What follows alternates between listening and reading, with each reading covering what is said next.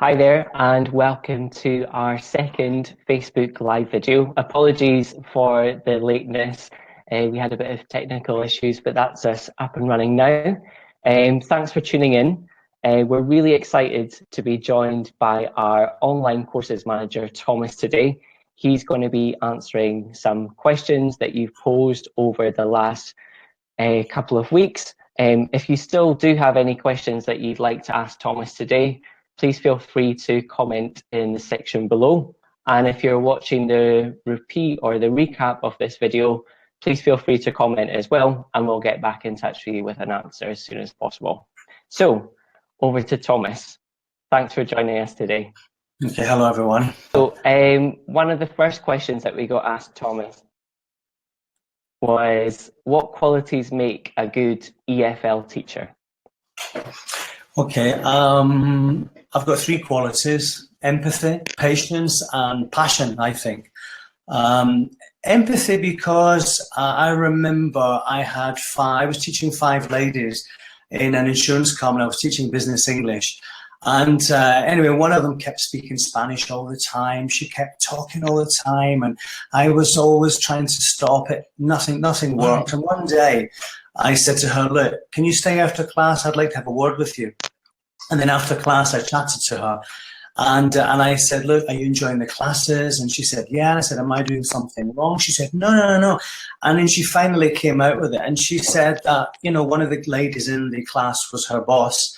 And she felt really insecure, and she was really sorry. And then I suddenly realized that, yeah, you know, she was in a position there, feeling really insecure, and I should have had more empathy with her. And I think after that, everything went really well. She slipped up now and again back into Spanish, but she tried her best. So I think we should listen to the students instead of getting angry with students. I think we should listen to them and maybe have a chat with them. Second one, patience. Yeah, we need to be patient with people. Everybody learns at different speeds, different pacing, different velocities. We can't get upset with someone because the rest of the class have picked something up quicker than others. We just have to be very patient and let people take the time to learn things. I remember I was observing a class once, and a teacher got really upset with a student and said, you know, why don't you know that? You know, we did that last week. And I'm thinking, did it last week? You don't do something in class and the students just pick it up and know it straight away. They take time, and it takes lots and lots of revision and lots of recycling for people to learn things. So that's why I think patience and passion. Yeah, you need to be passionate about, have passion with what you're teaching, to reflect it onto your students, to help motivate them. I mean, it rubs off into them. So you make the classes more exciting, and that way they're never going to get bored. Definitely. No, great. For you yourself, what was your first teaching job like? My first teaching job. I remember my first teaching job, like everyone else, I was really nervous the night before. I spent 2 hours or 4 hours planning my class, and I went to class. And anyway, the girl wanted to do phonology. I was really unsure about phonology. She kind of knew I was, and she said to me, look, and I said to her, look, why don't you just explain to me what parts of phonology that you need? So I threw it back to her, and she chatted. I took notes of her mistakes, and she kind of taught me a bit more about phonology because she had studied it for years. Sometimes our students know a bit more than us, and that was great. And what I learned from her, and as I say, she learned from me because I corrected her English mistakes. I went back home, I studied phonology really, really hard for the next class, and things got better then. But I was very nervous, you know, but once you get in there, then you're fine. Great. And yeah, just again, if you're tuning in right now, welcome. We're interviewing our online courses manager, Thomas, and we're just running through some questions that you've sent in over the last week. But yeah, if you've got any more questions that you'd like to ask Thomas, just feel free to. The next section, or the next question that we've got actually, is from one of our emails that we've received, and it is, what will students learn on one of the classroom courses? So what is covered on one of our classroom TEFL courses? What we cover, well, basically the TEFL courses, the classroom TEFL courses, bring the online courses to life. I mean, I think it's both work hand in hand. And you're also, when you're in the classroom course, I mean, you're in there doing things with other students. So you're kind of at the other end of the stick, really. I mean, you're a student and you know how students feel doing activities. So you kind of get to know what can go right and what can go wrong. You also get to do prepare a lesson in the classroom course, and you get to deliver a lesson as well in front of your colleagues in a very safe environment, and you know, giving each other feedback. So it's very safe, it's very friendly, and so I think, you know, that gives people a great opportunity to develop their teaching. Great.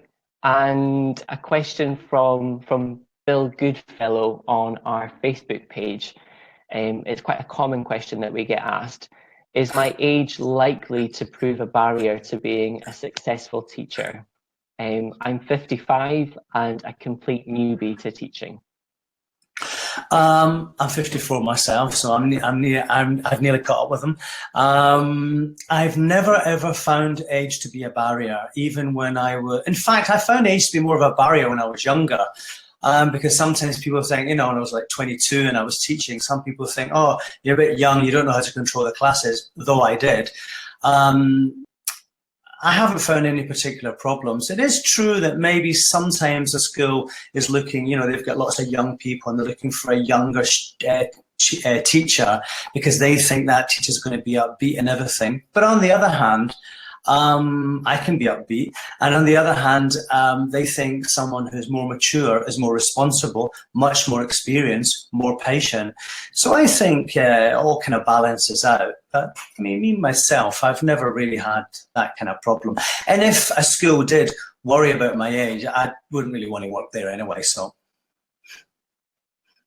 And what would your advice be to a first-time teacher? So what, for example, 3 tips would you give someone who's just starting their career teaching English as a foreign language? Tips, I would say definitely plan your classes really well. Have loads of extra activities that focus on the target language. I'll give you an example. What happened to me once, I was doing a one-to-one with this guy sitting in his office, and just behind him he had a great big clock. It was ticking and ticking and ticking, and I had a really good lesson plan which I spent hours doing before, but unfortunately I never had enough extra activities. The lesson was an hour and a half. Anyway, in about 40 minutes we finished the class because we'd finished all the materials because it went really fast. Don't know why.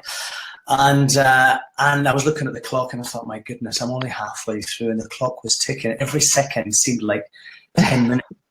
It was awful. And I just kept saying, okay, so any plans for the weekend then? And I was really milking this thing about the weekend. It was awful. And he kind of knew, and he finished up early. I was so embarrassed, and I said to myself, I am never going to be in that position again. So from then on, I've always had loads of flashcards and loads of activities in my bag just in case. Another tip I would say is always surprise your students. You know, don't when you go into class, you know, don't say, okay, open your books at page 24, do the exercise. Nah. You know, they've come in, they want fun, they want to learn a language, they want you to motivate them. So, you know, what I do is when they come in, I'll maybe say, right, you know, there's like floating balloons, which I've done pre-prepared. And I say, right, guys, there's instructions in the balloons. Everybody grab a balloon and follow the instructions. So they come in, they burst a balloon and they follow the instructions, and they're speaking. It's a role play, speaking in pairs. Something like that, just to get the class off with a bang. So something different in every class. That way, you're motivating them. They're looking forward to coming to your class. And when you finish the class as well, finish with a song or finish with a game, finish with something dynamic. So they come in, they're having fun, and when they leave, they remember leaving having fun. Great. And your last tip for a newbie teacher? The last tip, I would say, you know, make sure that you provide lots and lots of opportunities for students to speak. There's nothing worse than a teacher just waffling and talking and talking, you know, and talking about your life and your experiences and your story. No, no, no. Yeah, they want to hear you, and they want to hear you speaking, and that's really great.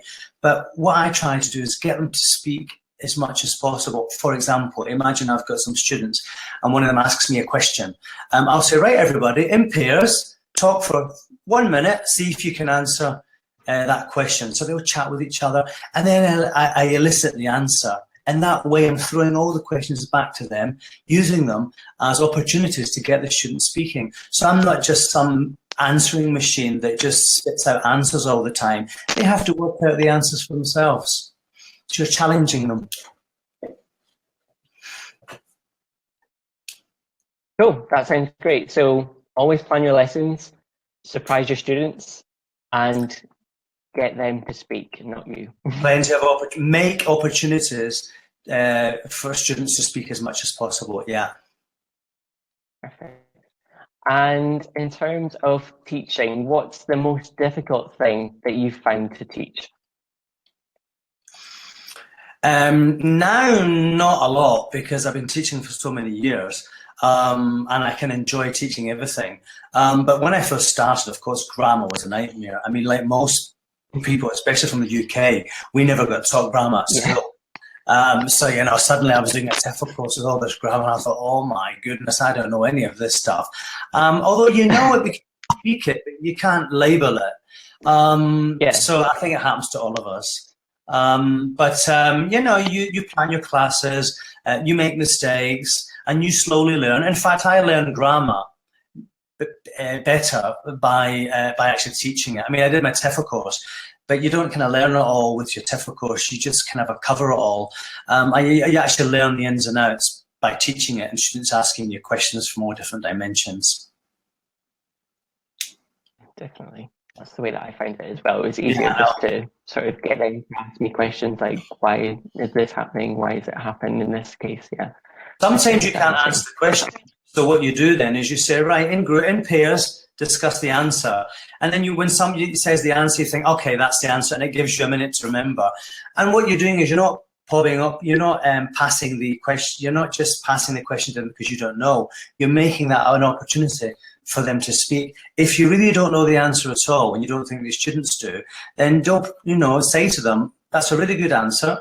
You know, investigate that for homework, and the next class come back and tell me what the answer is. So again, you're throwing it back to them. They're the ones that need to take responsibility for their learning, not you. Mm-hmm. And what would you say was the funniest or memorable teaching moment of your career so far? I remember teaching in a school in the north of Madrid, and I taught for several years these kind of young kids. I mean, you know, over the years they grew up to be young teenagers.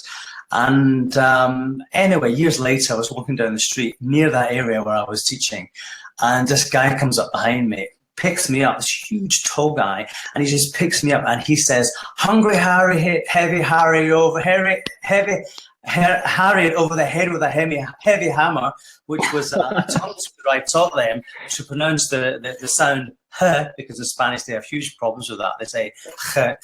And he remembered it. And this guy, I turned around and it was Alfonso, who I hadn't seen for years. And he was huge. He was an adult now. And he said, you know, those were he loved the classes. He'll never forget me. He'll never forget the classes. And that just made me feel so valued. And that's, you know, one of the moments when I realized what a wonderful profession we're in and how we can really change people's lives and help people to have better lives. It was wonderful. Definitely. That's amazing. And in terms of what's the hardest moment for you as a teacher? Sorry, can you say that again? I couldn't hear you properly. No, it's all right. What was the hardest moment for you as a teacher? The hardest moment, I would say the hardest moment was definitely when I went into that first lesson and the girl wanted phonology, and I felt insecure about phonology. But as I say, it's about turning it around and getting them to using that as an opportunity to get them speaking. I've also, a couple of times in my career, I've had, I remember one time I had a problem with a guy called Diego. He was in a group and they were teenagers at 14-year-old and he was misbehaving all the time. It was very, very difficult. He was spoiling everything for the rest of the classes. I had his parents in. I spoke to the director of studies. Nothing worked. And then finally, I took him for a coffee on his own, outside the school. And I had a chat with him. He was about 14, 15. I had a chat with him. And he poured his heart out to me. And he just felt that he was under-challenged. And he was bored in the classes. And so I managed to speak to the director of studies. And I agreed with him. And we moved him up to a higher level. And he was fine. He was fantastic. And he thanked me. But, it took a couple of months of lots of hard work. Trying to deal with his behavior, but it worked out fine. Again, it's empathy. Great. And yeah, just to recap, we are asking our online courses manager some questions that you've posed over the last week. So if you've got any other questions that you'd like to ask Thomas, just put them in the comments section below, and if we've got time, we'll cover them now. If not, we'll get back to you as soon as possible after the show. We're sticking around about 20 minutes, half an hour, just responding to all the questions that you've been asking. So, Thomas, in terms of working online, you work online from Madrid as our online courses manager. And we get this question quite a lot. What opportunities are available to teach English online? There are loads and loads of opportunities, and more each time as people become more mobile. People want to do classes on their mobile devices. People are moving all the time. I've got friends who are teachers, and they've got students who go on the way to work. They stop at a car park and they do the classes, online classes on the telephone in a car park on the way to work. Yeah, people just mobile all the time. Opportunities. There's loads and loads of schools now, online schools, where you can apply for work to teach online. It's great because you work at home, but you have to be very, very responsible. There are loads of, you can procrastinate, you can put the washing machine on, and there's loads of things you can do if you work at home rather than work. So you have to stick to a strict timetable and fill up your timetable with classes. You can get private classes, you can set up your own, and in fact, we have a very good teaching online advanced course. And the second part, it teaches you how to set up your own online courses. It's really valuable. It's wonderful. So you can set up your own site, get students that way. Here in Spain, things tend to be word of mouth. So, you maybe get one or two students online and they talk to other people, and then suddenly you get people calling you and they want online classes. It's good for them because the classes are more flexible. They don't have to travel to work, and you don't have to travel anywhere either. So it's time efficient. Yeah, it's brilliant. When I started teaching, when I was doing one-to-one lessons, I find that referrals were like the way that I got sort of more and more classes. So as soon as I had maybe one or two, then they'd tell their friends or their family members, and then they knew someone that wanted lessons as well, that sort of thing. So it really just sort of builds up. As maybe even 1 or 2 months into, you'll be sort of turning people away because you'll be getting lots and lots of inquiries. But I've had people that are students that have been wanting to learn, and I haven't had any time available, so I've suggested that they go to another colleague of mine, or it's exactly the same. You just sort of, if you're not able to do it, you normally pass it on to someone that is, that that's available at that time as well. So it's quite good to sort of share as well, but there's absolute tons of opportunities available to do one-to-one tuition. Yeah, and that's good that you can get like a network of other teachers as well and kind of help each other and share the work. The opportunities are just growing all the time, so it's a good way to go forward. Great. And are there any sort of ongoing difficulties or changes with online teaching now that tech's becoming so much more advanced and there's so many technological changes? How do you sort of keep up with those as an online teacher? You have to put aside time every day or several times a week or on a regular basis to keep up to date with technology. I have to, I network with friends who have got similar jobs as myself, also with the tutors that I work with, that I kind of manage with the online course, and also yourself. I mean, we keep each other in the loop about new apps that come out and new technology, and it's about sharing and networking, reading what's coming up in the market, and keeping up to date with it. It's not easy. I mean, I've seen me, maybe not doing that for a month, and then, when I start seeing what's happened in a month, there's loads and loads of stuff. So I'd say that's the complicated part. But in saying that, it's fun as well, because you are learning new stuff too, so it's fun. Great. And we've just got time for one more question. Okay. How do you see the TEFL industry as a whole changing over the coming years? Well, there's going to be more technology, I think. What I've read, there's going to be more technology. People are going to be more mobile. There's going to be more online classes. Again, keeping up with the technology, keeping yourself mobile. I think that's the way forward. There's just going to be more work for everybody online. So that's why an online course is good, and that's why I think that people should have a look at our teaching online advanced course. And I'm not just trying to sell it. I think it's a really good course, and I think it will help people.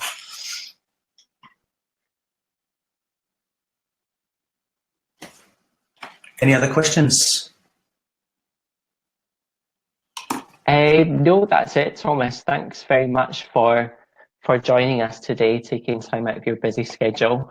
But yeah, as I said, if we haven't got round to answering any of the questions that you've put in the comment section below, we're going to be spending the next 20 minutes, half an hour, just going through them, just making sure that you've got all of your questions answered.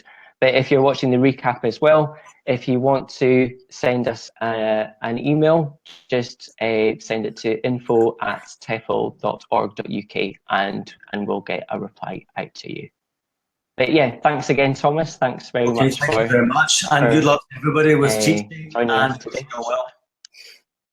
Okay. Bye-bye, everybody. Okay, Bye. thank you. Thanks. Bye. Thanks, Thomas. Goodbye.